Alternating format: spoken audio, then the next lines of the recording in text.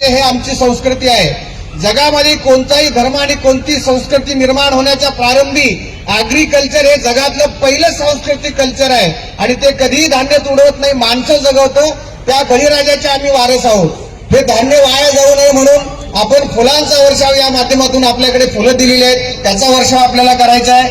महिलांच्या डोक्यामध्ये प्रश्न पडला असेल की नवरी आपण आतापर्यंत जेवढे लग्न बघितले त्याच्यामध्ये नवरी डाव्या बाजूला असते, इथं उजव्या बाजूला बसले म्हणजे काहीतरी चुकलेलं आहे. माझ्या भगिनींनो, हजारो वर्षाची चूक आज आपण दुरुस्त केलेली आहे. त्यामध्ये पूर्व परंपरेपासून हजारो वर्षापासून सिंधू संस्कृतीपासून महिलांचा सन्मान करणं ही मराठ्यांची संस्कृती आहे आणि म्हणून वैदिक धर्माने स्त्रीला वाम, डावी, हलकी, कनिष्ठ, नवरदेवापेक्षा उंचीने कमी, अपवित्र, विधवा मुलीने हळद लावायची नाही, स्त्रीने हळद लावायची नाही, विधवा आई असेल तर तिने लग्नात उपस्थित राहायचं नाही.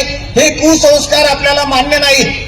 ज्या आईने लेकराला जन्म घातलं ती जर विधवा असेल तर तिचा काही दोष नाही, तिच्या हाताने आपण हळद लावून तिचा सन्मान केला पाहिजे, ही खरी संस्कृती आहे. आणि म्हणून आईचा सन्मान झाला पाहिजे आणि म्हणून उजव्या बाजूला जाणीवपूर्वक मुलीला आपण या ठिकाणी बसवलेला आहे. महिलेचा हा सन्मान आहे.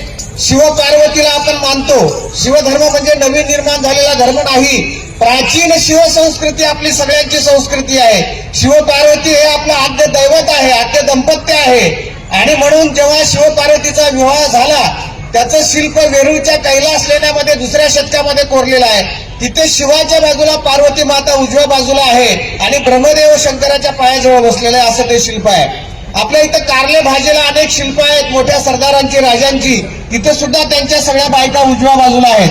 जगद्गुरु तुकाराम महाराजांनी आपल्याला समतेचा संदेश दिला आणि तुका म्हणे हरीच्या दासा शुभ काळ दाही दिशा, हा संदेश तुकोबांनी आम्हाला दिलेला आहे.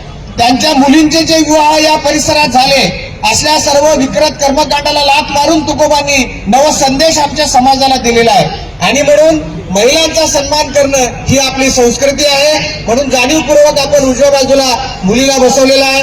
त्याचबरोबर अनेक लग्नामध्ये आपण जातो, दोघांचे माता पिता आपण विचारपीठावर बसवलेले आहेत. आपण बघतो अनेक विवाहामध्ये मुलाचे वडील आपल्याला दिसतील पण मुलीचे वडील जणू काही मुलीला जन्माला घालून गुन्हा केला असं वावरत असतात. ज्या मायबापांनी लेकरांना जन्माला घातलं, शिक्षण दिलं, ते घडवणारे मायबाप कोण आहे ते सन्मानानं सगळ्याला कळावं म्हणून त्या दोघांना या ठिकाणी बसवलेलं आहे. तुकाराम महाराज म्हणाले, तुका म्हणे मायबापे अवघी देवाचीच रूपे. ज्याला मायबाप आहे त्याने काशीला जायची गरज नाही, आईबाप हेच दैवत आहेत. म्हणून हे कुणी मायबापाने या लेकरांना जन्माला घातलं, वाढवलं, घडवलं, त्यांचा सन्मान व्हावा म्हणून त्यांना आपण या ठिकाणी विचारपीठावर बसवलेला आहे. आपल्याला या ठिकाणी फुलं दिलेली आहेत. जिजाऊवंदना होईल, एक शपथ अर्ध्या मिनिटाची होईल, त्यानंतर 5 शिवपंचक होतील. प्रत्येक शिवपंचक संपल्यानंतर आपण फुलांच्या पाकळ्या उधळून वधूवरांना आशीर्वाद द्यायचे आहेत. त्यानंतर पुष्पमाला एकमेकाला दिली जाईल, शिवमाला दिली जाईल आणि हा विवाह विधी संपन्न होणार आहे. असा सुटसुटीत असा हा विवाह विधी आहे.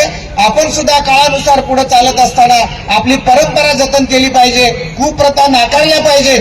ज्या पद्धतीने शिवपार्वतींचा विवाह झाला, शिवबा आणि सईबाईंचा विवाह झाला, तुकोबा आणि जिजाईंचा झाला, फुले आणि सावित्रीचा झाला, शाहू महाराज लक्ष्मीबाईंचा झाला, ही आपली परंपरा आपण या नवदाम्पत्याच्या माध्यमातून वृद्धिंगत करत आहोत. या विवाह सोहळ्याला आपण उपस्थित राहिलात त्याबद्दल मी आपलं पुनश्च एकदा हार्दिक हार्दिक अभिनंदन करतो. नव्या काळानुसार चालण्याची प्रेरणा जगन्माता जिजाऊ छत्रपती शिवाजी महाराज, संत तुकाराम महाराज, शिवपार्वती, पंढरीचा पांडुरंग या सर्व दैवताकडून आपल्याला लाभो अशा प्रकारची प्रार्थना या ठिकाणी करतो.